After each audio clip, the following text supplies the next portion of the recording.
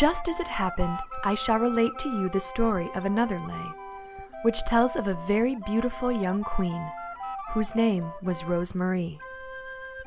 King Richard, the wicked king, was at Saint-Denis on account of receiving an invitation to hunt in the finest woods in all of France.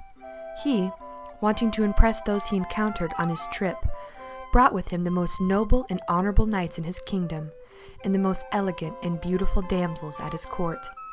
However, none of the damsels compared to the wife of the king. In body, face, and beauty, wisdom and goodness, Rose Marie surpassed all. Little was known of the queen. The king had taken her as a wife, but became jealous of her beauty and grace. The hearts of all the people swelled when she had smiled upon them, and all eyes followed her when she and the king rode out into the streets. Richard became envious of the high regard and love that his people felt for her. He grew tired of being ignored and became afraid that they would forget about him, so he locked her away whenever he could. So good was she that never a complaint or unkind word was heard. Her consistency and demonstration of her fine qualities made Richard all the more angry. He bedded her handmaidens while she slept alone in a cold tower, and gave them finer jewels than she. But Rose Marie did not need a fire or jewels. Her kind and good heart filled her with warmth, and her beauty was so pure that any person who looked upon her for the first time would think that she had been adorned with all the jewels in the kingdom. But no person ever saw her. In her tower she stayed, and soon the people forgot about the beautiful Rose of their kingdom. King Richard was displeased that he had to bring Rose Marie on his hunting trip, but he was afraid that if he left her unattended, she would escape from her tower, and the people would once again remember their beloved queen.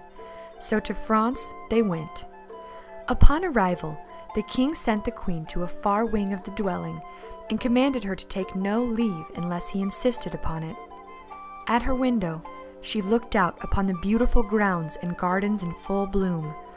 Not being able to resist a short walk through them, she waited until her husband and his men left for the woods, and snuck out of the castle and into the gardens.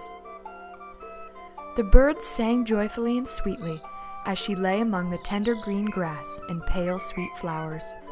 She took such delight in her time spent outside of her room that she resolved to do it again the next day, and quietly snuck back into her confinement to gaily dream of her adventure to the castle gardens.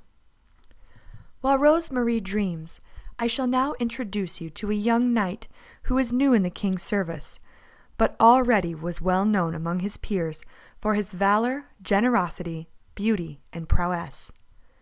Many beautiful maidens loved him, but he was sad and forlorn, for this knight could not find a maiden whose kindness and grace was as well formed as her body.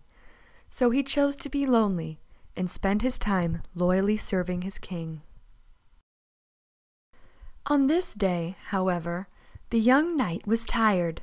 They had hunted in the woods the previous day, and King Richard was very demanding of him. The knight was so loyal that he followed every given command and served his king well. But this day, the knight decided to abandon the hunt and take a walk through the gardens, as he so loved the delicate roses that were found there. When the knight walked through the garden, he heard an unfamiliar voice that called to him like the song of a siren. It was sweeter than the song of the nightingale and more tender than the harp. He followed the sound through the tall bushes until his gaze fell upon the most beautiful woman he had ever seen.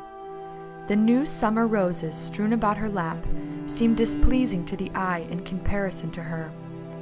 Her silken gown fell off her shoulder, exposing skin white as the lily and smooth as a ripe peach. When she turned to him, her kindness radiated through her smiling eyes, and love's spark pricked him so that his heart was set alight. The queen also had never seen such a knight in her life.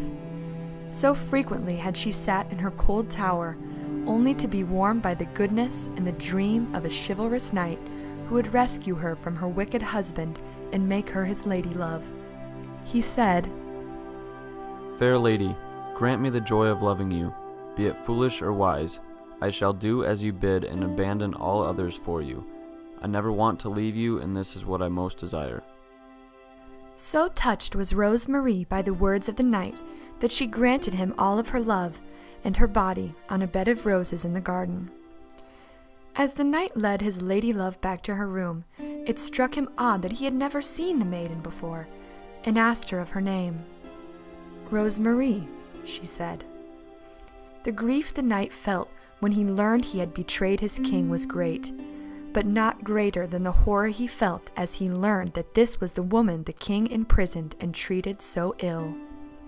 His regard for his king did suddenly dissipate, and he could think of no lowlier creature than the wicked and jealous man.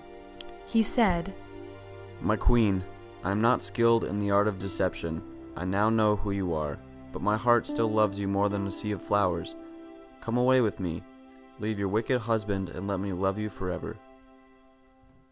And so in that moment they decided to escape on a beautiful black palfrey to the land of Avalon, where the king would never find them, and, from what rumors I have heard, they live happily in love on an island where roses as beautiful as their love bloom every day.